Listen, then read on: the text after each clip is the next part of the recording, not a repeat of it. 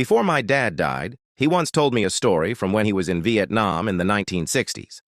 He told me about a mission where he and one other American with 5 CIDG strikers, South Vietnamese villagers turned fighters, were tasked to emplace seismic ground sensors along a trail network deep in the jungle. He said they were about 2 days into the mission when he and 2 of the strikers split off from the main group to go watch a nearby trail intersection. He said the jungle was pretty quiet that day, just the sounds of birds and bugs and an occasional monkey. He said they had been watching the trail intersection for about 3 or 4 hours and were deciding on whether to move further down the trail or to turn back and link up with the rest of the patrol. Before leaving the cover of the brush, my dad said he checked the trail ahead of them one last time and prepared his men to move. Now here is where the story gets interesting, and he told this part with absolute dead seriousness.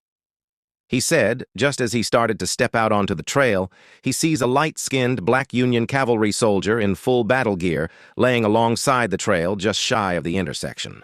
My dad said the Union soldier had 2 pistols, a Spencer rifle, and a short curved club at his hip. As my dad was trying to process what he was seeing, the soldier looked directly at him and smiled. Then the soldier slowly placed a finger up to his lips as if to tell him to be silent, and then motioned my dad back off the trail.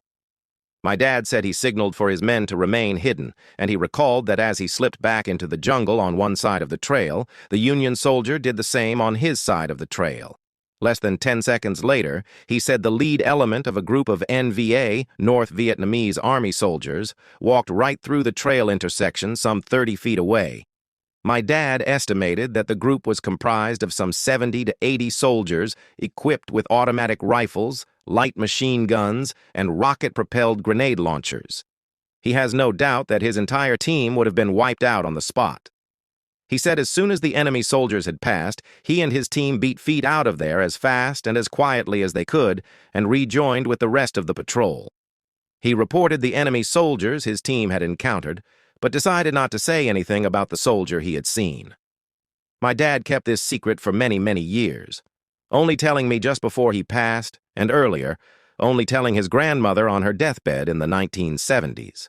He said when he told his grandmother, she smiled, and without opening her eyes told him, "You saw old Red Tom."